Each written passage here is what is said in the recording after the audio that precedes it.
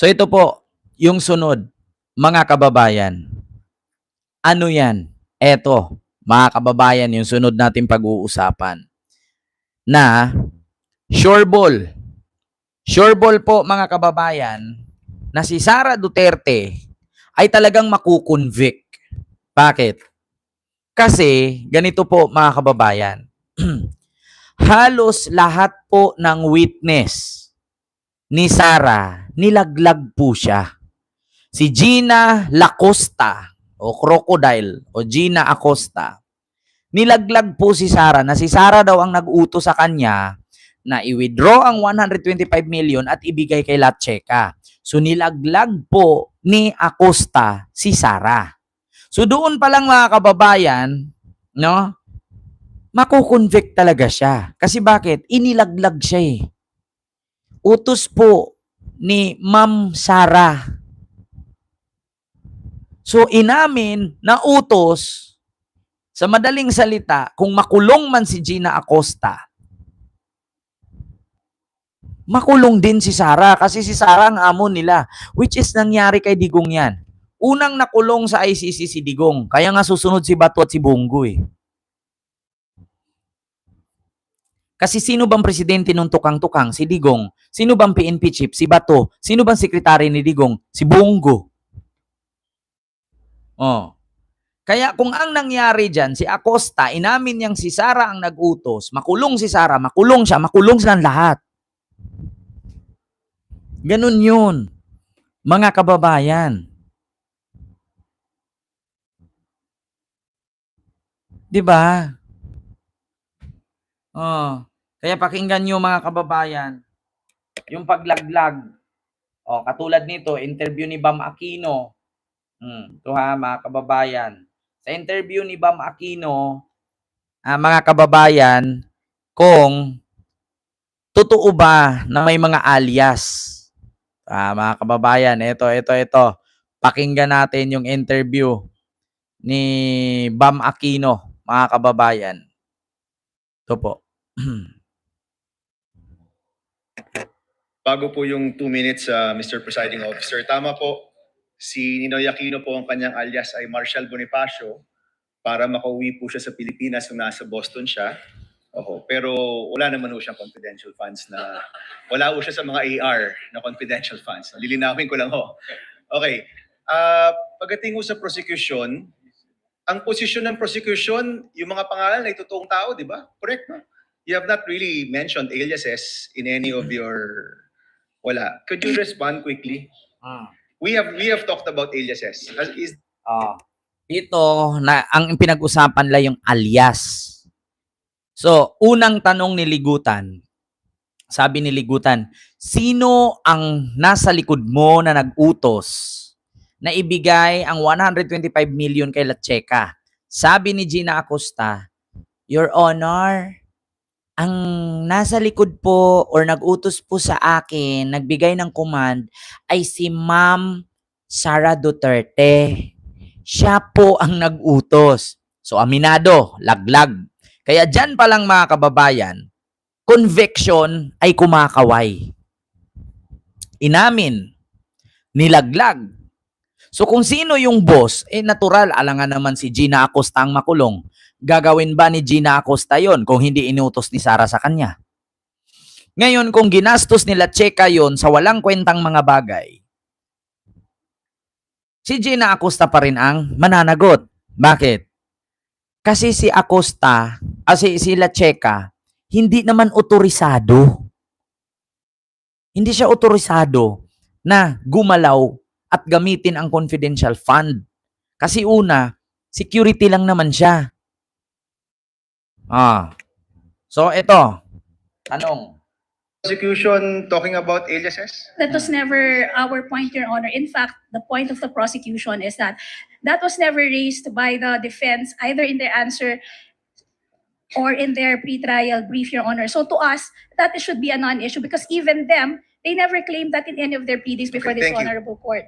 Okay, klaruin ko lang ha. Ang siyang tao lang pong nagsabi na alias po sila, si Miss Gina Acosta. Ayan in pa. her testimony. Kanina po, Ayan. sabi niyo rin na Mr. Orto. ang nagsabi na alias daw yan si Mary Grace Piatos, si Pagong, si Bilat, si Ngit-Ngit, si Andilim, at saka sino yung isa? Ayan, avid traveler, hello po. Sa totoo lang mga kababayan, nilaglag na ni Gina Acosta si Sara. Yan sabi ko sa inyo makonvict talaga si Sara 100%, si Pusa, si Pagong, si Bilat, si Dilim, si Ngit-Ngit. Continue. Na hindi siya alias or hindi nyo alam. But si Miss Gina Acosta, in her testimony, did admit that in her perspective, these are aliases. Ayan. Just for the record po. Okay. So ito po yung mga tanong ko po. Sana po ito lang yung 2 minutes ko, Mr. Presiding Officer. So unang-una, Mr. Otonio, you're very competent. Thank you for your answers. And I want you to answer just very candidly, no? Ano po yung naging personal reaction ninyo nung napag-usapan na yung possible misuse of the confidential funds at nung na-bring up na yung mga tawagin din nating katawa-tawang pangalan? Ito mga kababayan, ilalaglag na naman si Sara dito ni witness. Si ang pangalan nito? Ortonio. Bakit? Ang sagot, ang tanong ni Bam Aquino, Mr. Witness, hindi ba kayo nagtaka sa ganito kalaking halagang pera na paano kung hindi ito nagamit sa ayos? Kasi ang laki ng pera, 600 million. So hindi ba kayo napatanong na ito bang mga pangalan na to totoo? Kasi ang apelyido may Makati Pukiko, Gina Cool, Gina Hasa, Bilat, Pagong, Pusa. Hindi ba napansin ng mga staff yan? Isa na si itong si Untonio, pagbasa nito, yung apelyido niya. Hindi ba ito mga kababayan nagtaka? Si Gina Acosta, hindi ba siya nagtaka na may apelyidong anak ng Pateteng, Harina, Mango, Uwishi, Nagaraya? Hindi ba sila nagtataka niyan? Continue. Parang klaro naman ay hindi naman talaga totoong tao. Ano po yung personal reaction po ninyo?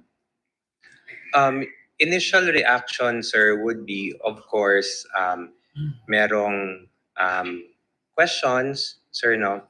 There would be questions. But again, sir, I go back to the presumption, sir, that there is regularity in terms of the implementation, sir. Okay.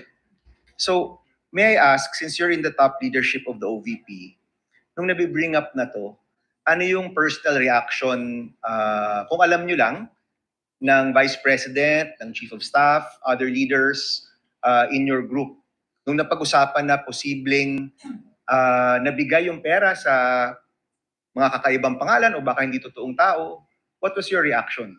What was their reaction? Would you know? Nag-meeting ba kayo? Did you call for an emergency meeting? Did you have a huddle in your office to talk about this? Sir, because yung AOM, sir, because it was sent to my office, sir, pina-personally received sa akin, sir, on behalf of the Vice President. Of course, I provided a copy to the Chief of Staff, sir, and the Vice President. Ang naging instruction lang naman po sa akin, sir, was to respond to the AOMs and make consultations with the Special Disbursing Officer and Security Officer para masagot yung mga concerns or issues raised by COA. Okay, yan yung mga actions nyo, Mr. Ortonio. I'm asking about your reaction. Kinabahan ba kayo? Were you worried? Were you concerned? Was there any concern shown by the Vice President, by the Chief of Staff, by people in your office na posible itong perang ito ay hindi nagamit sa tama? On the matter of concern, sir, I think there is a concern considering that there is already an immediate instruction, sir, to reply to the AOM. That's the sir. AOM. Let's go to the bringing up of these names in Congress. Ayan na, mga kababayan, nilaglag na. Kaya nga sabi ko sa inyo, ito sa tanong ni Bam, hindi ba kayo nagtataka bakit itong mga pangalan ay nung lumabas ito sa social media So hindi ba kayo nag-uusap-usap na patay tayo dito? Sabit tayo dito. Bakit? Kasi hindi nila maipakita si Piatos. Hindi nila maipakita si Bilat, si Pagong, si Pusa. Kasali pa nga si Jokno at si Marian Rivera. So hindi ba siya nanginginig or nangangamba niyan? Kaya napaka-imposible mga kababayan na hindi ito, kasi ganito yan mga kababayan, di ba Dayo, nung bata pa, di ba pag ang nanay natin pupunta ng merkado, mamalengke, di ba pag iniwan tayo sa bahay, pag sinabi ng mama natin, pag uwi ko, kailangan nahugasan na yung plato. Pangalawa, yung mga damit, nakatupi na yan. Yung sahig, malinis na yan. Tapos yung mga halaman, nadiligan na yan. So ngayon, mga kababayan, kung ang habilin sa opisina ni Sara kay Sara or ni Sara sa kanya mga staff na, ito, ayusin ninyo ito. Imposible naman na itong mga staff ni Sara ay hindi ito napatanong sa sarili nila na, bakit itong mga pangalan na to non-existent? Hindi lumalabas. So, kung ako staff, kakabahan ako. Di ba? Lalong-lalo na si Acosta at saka itong si Ortonio. Bakit? Kasi sila talaga yung in charge sa pera. Ngayon, pag in the end of the day or pagdating ng panahon, hanapan si Sara ng mga bagay na nabili niya gamit ang confidential fund at walang maipakita, ibig sabihin, ninakaw niya yung iba. Halimbawa, bumili siya ng cellphone, 100,000 ang halaga. Ngayon, walang resibo. Yung 100,000 gawin niyang 1 million yun. Di ba? Ganun yun mga kababayan. Ay naku po. Kaya sabi ng witness na dating staff ni Sara na si Ortonio, eto pa mga kababayan, pakinggan natin. Sagot. Nung lumabas na yung Piatos, Pusa, Pagong, mga ganyan, were you concerned na yung pera ng bayan posibleng hindi nagamit sa tama at ito'y pinirmahan mo at ito'y nakapangalan sa inyong opisina, for example? Were you concerned? Sir, parang Honestly. immediate reaction, sir. Yes, sir, but nung as the hearings went on, sir, parang binabalikan ko yung AOM, sir. Hindi kasi po siya na-raise doon sa AOMs. So, parang nabawasan po yung concern ko, personal concerns ko with those acknowledgement receipts. Did you call for an internal investigation after na-reveal yung mga pangalan na kakaiba? Nagpatawag ba kayo ng investigasyon sa inyong opisina? I personally did not, sir, hindi na po ako nagpatawag. Did your office call for an internal investigation? On that matter, sir, I do not know, sir, if there is an instruction coming from the head of agency, sir. But personally, to me, sir, none, sir. Okay. So, Narinig nyo mga kababayan?